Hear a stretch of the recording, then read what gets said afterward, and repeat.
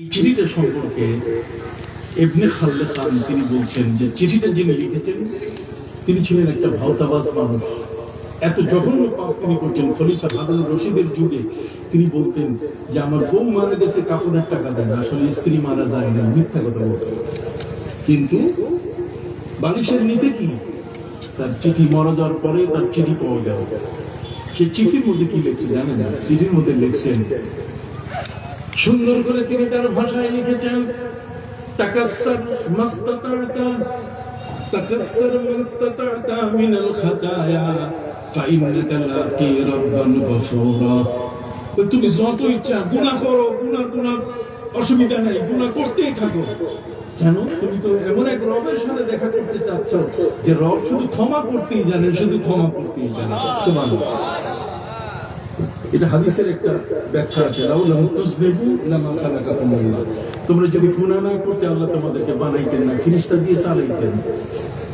গুনাহ করে মাফ চাও, এইজন্য আল্লাহর গফুর শব্দ, গাফফার শব্দের ব্যবহার হচ্ছে। কথা বল না, আল্লাহর কাছে আবেদন করো, আল্লাহ রহমান হয়ে তোমার প্রতি দয়া করছেন, এই নামগুলো ব্যবহৃত হচ্ছে। সুবহানাল্লাহ বলেন। এরপরে উনি ডাক দিয়ে আল্লাহর কাছে তিনি বলছেন, ইয়া রাব ইন আযমাত যুনুবি কাসরাতান লাকাদ আলিমতু বিআন্না আফওয়াকা আযমু।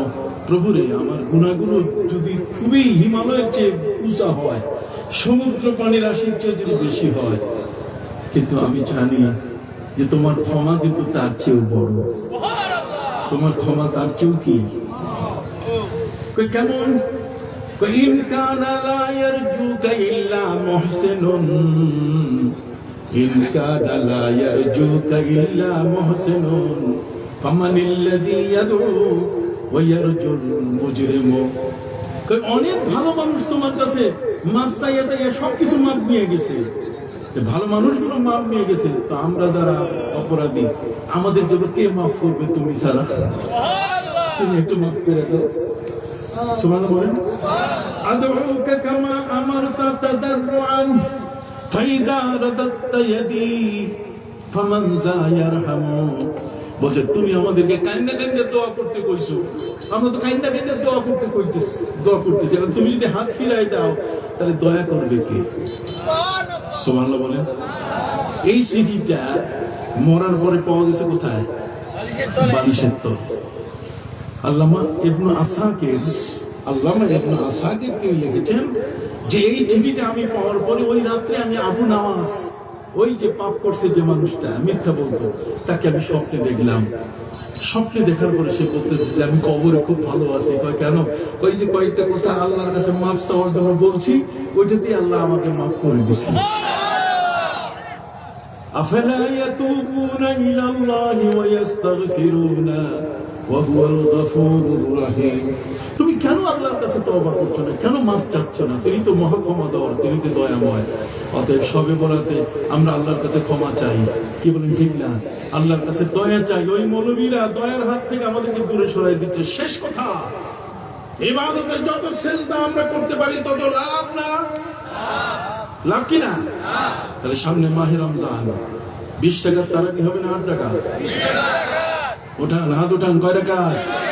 20 টাকা। হযরত ওমর ফারুক 10 বছর 6 মাস দেশ পরিচালনা করেছেন। রাষ্ট্রীয়ভাবে তিনি 20 টাকা তারাবি রাষ্ট্রীয় ইমাম হযরত উবাই ইবনে কাবকে নিয়োগ দিয়ে তিনি চালু করেছেন 10 বছর 6 মাস। হযরত ওমর নবীর প্রেমে জীবনকে উজাড় করতে গিয়ে এমন হয়ে গেছে যে 23টি ব্যাপারে আল্লামা জালালউদ্দিন সুয়ুতি তিনি লিখেছেন যে তার সিনার মধ্যে কোরআন নাযিল হয়, তার আগে ওমরের সিনার মধ্যে ক্রস কানেকশন হয়ে যায়। সেই ওমর 20 টাকার তারাবি বললেন, তার চেয়ে নাসিরউদ্দিন আলবানী কি বড়? ইবনে তাইমিয়া বড়? আমার দেশের আহলে হাদিস লামুসাবি এগুলো কি বড়? সাবধান, সাবধান, সামনে কিন্তু জবাবের দিন আসতেছে। ভালো থাকেন। আসসালামু আলাইকুম ওয়া রাহমাতুল্লাহি ওয়া বারাকাতুহু।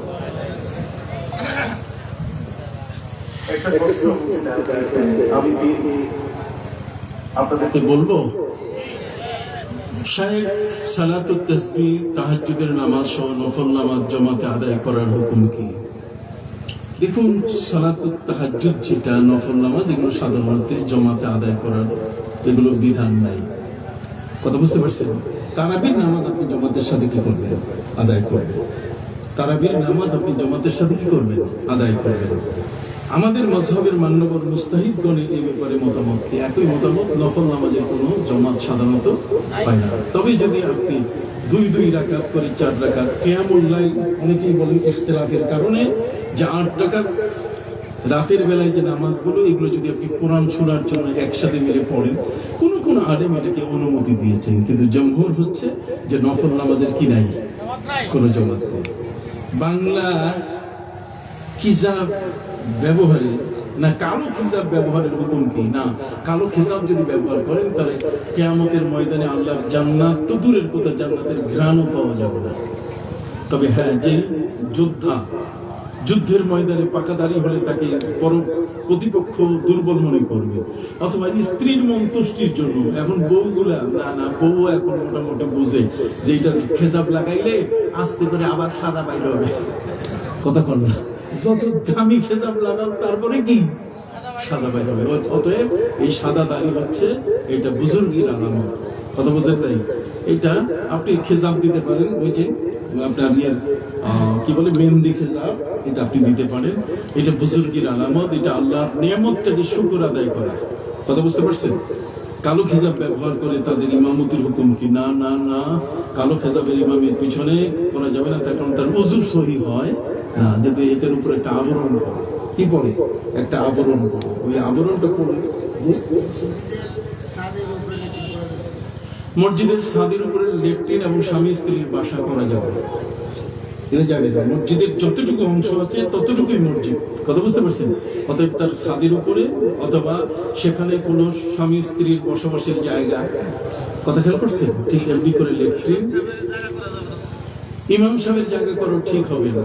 হ্যাঁ, এটি হচ্ছে একচালা বারান্দা। হযরত নবী ইব্রাহিম আলাইহিস সালাম হযরত ইসমাঈল আলাইহিস সালামকে রেখে যখন যান, রব্বানা ইন্নী আসকানতু মিন যুররিয়াতি বিওয়াদিন গায়রি যি যারইন ইনদা বাইতিকাল মুহাররম, তখন এই যে হাতিমে কাবা, কাবা ঘরের যে উত্তর অংশটা, এখানে একচালা থাকার একটু জায়গা ছিল। কথা বুঝতে পারছেন? কাজে সেই হিসাবে ওলামা ইকরাম কিন্তু মনে করেন যদি অন্য কোনো জায়গার ব্যবস্থা না থাকে তাহলে সেখানে তিনি থাকতে পারবেন, কিন্তু সেই থাকাটা তবলিগের থাকা যেন না হয়। কথা বুঝতে পারেন? তবলিগের থাকার মধ্যে রাত্রে চুপ করে বিড়িও খাওয়া শুরু করে। কথা বুঝতে পারেন? সে মনে করে আমি আমার ঘরে শুয়ে আছি, অথচ সে কিন্তু তার ঘরে শুয়ে নেই, আছে কোথায়? মসজিদে। সবাই ভালো থাকেন। আসসালামু আলাইকুম ওয়া রাহমাতুল্লাহি ওয়া বারাকাতুহু। কি বলছেন?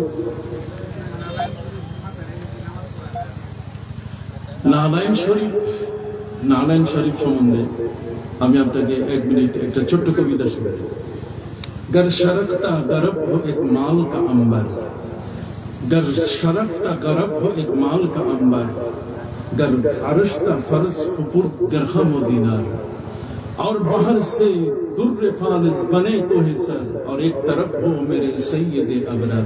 फिर कोई कहे नाकस मिस्कीन को लेना है तो ले, तो मैं सब छोड़कर नालाइन मुस्तफा को उठाया।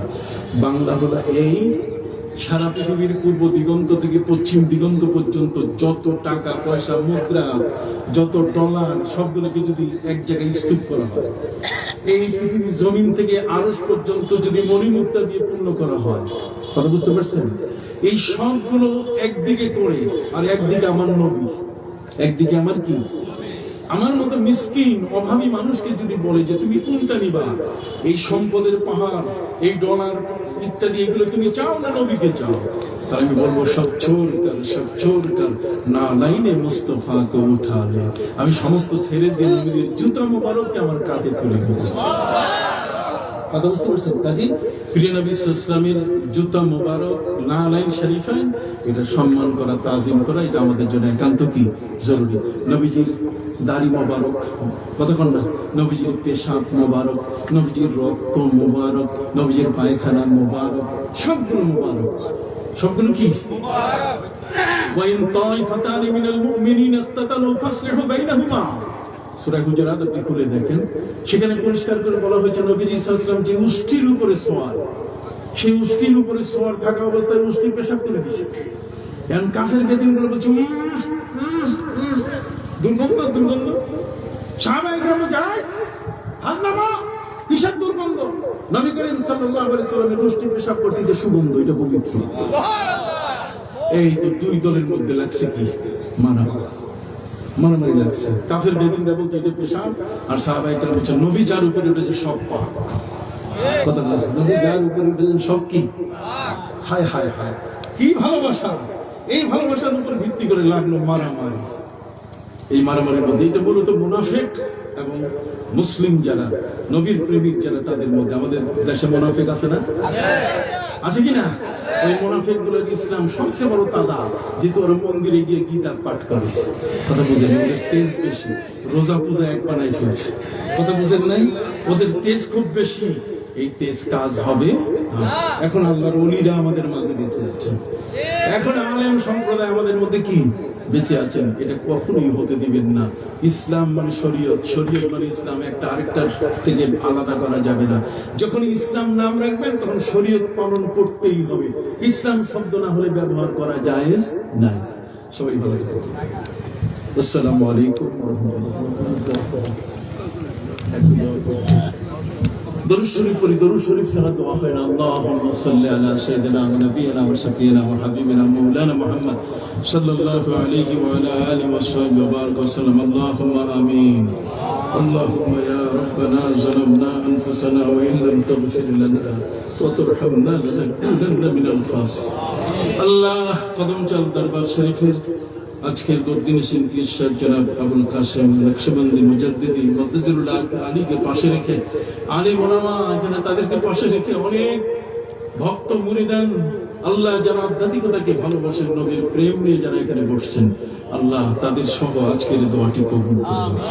রব্বুল আলামিন ফান্দাব দরবারের হুজুর কিবলা মরহুম, ঠিক এমনি করে বাজুতি দরবারের হুজুর কিবলা সহ আশপাশের যত ওলিয়া উলিয়া বাংলার জমিনে সারসিনা ফুরফুরা সহ সোনাকান্দা সহ আড়াইবাড়ি সহ রব্বুল আলামিন ফান্দাউতের দরবার আর পাশাপাশি ফুলতলি দরবার, বাবা শাহজালাল ইয়ামানি, শাহ মকদুম, শাহ আলী, শাহ পরাম, শাহ আমানত, শাহ ফতেহুল্লাহ, শাহ গরিবুল্লাহ, শাহ আলী বাগদাদি, শাহ শরফুদ্দিন চিশতি, বেহেশতি খান জালালি, আল্লাহ সকলের রূহের হাতে বকশিশ করে দেন। আমাদের আশপাশে যত মুর্দেগান, কারো মা কারো বাবা, আল্লাহ আপনি তাদেরকে জান্নাতুল ফেরদৌস নসিব করে দেন। আল্লাহ আমি গুনাহগার, আমার নিজে অসুস্থতা আছে, আমার স্ত্রী কিডনি ড্যামেজ হয়েছে, নতুন কিডনি লাগাই নিয়ে আসছে। আল্লাহ আমি নিজে অসুস্থ, আইসিডি মেশিন আমার হার্টে লাগানো আছে। আল্লাহ এখানে আপনার ওলির দরবারে এসেছে, ওসিলে আমাকে আপনি মাফ করে দিন। রব্বুল আলামিনের দরবারকে আপনি কায়েম করে দিন। এই দরবারে যারা আসবে তারা যেন হেদায়েত পেয়ে যায়। আল্লাহ কোন দরবার এমন আছে নামি দরবার, গান বাজনা এই নিয়ে তারা ব্যস্ত। আল্লাহ এই দরবার হচ্ছে একটি হক দরবার। আল্লাহ সেই দরবারে যারা আছেন তাদের সুন্নাহর উপরে প্রতিষ্ঠিত, এই সুন্নাহগুলো আমরা যেন নিতে পারি, কোরআন এবং সুন্নাহর আলোকে জীবন গড়তে পারি, কবুল করুন। যাদের দ্বারা ইসলামের ক্ষতি হবে না তারা যেন সংসদের সদস্য হয়, আল্লাহ কবুল করুন। এই জমিনে এই মাটিতে যারা আছেন সবাইকে নামাজি, দিনদার, পরেজগার, মুত্তাকি বানাই দেন। আল্লাহুম্মা বারিক লানা ফি রজব ওয়া শাবান ওয়া বাল্লিগনা রমাদান। সুবহান রাব্বিকা রাব্বিল ইজ্জাতি আম্মা ইয়াসিফুন। হুজুর কিবলার হায়াত দারাজ করে দিন, ওনার সুস্থতা দান করুন। আল্লাহ ওনার অনেক খেদমত আমি শুনেছি, আপনি কবুল করে নেন রব্বুল আলামিন। আল্লাহ খাস করে ওনার আওলাদদেরকে আপনি কবুল করেন, তাদেরও আল্লাহ নেক আমল করুন, নেক আমল ধরে রাখার তৌফিক দান করুন। যারা এখানে এসছেন কেউ যেন খালি হাতে ফিরে না যায়। আল্লাহ আমি গুনাহগার সব, আমাদের সবাইকে মাফ করে দিন। সুবহান রাব্বিকা রাব্বিল ইজ্জাতি আম্মা ইয়াসিফুন ওয়া সালামুন আলাল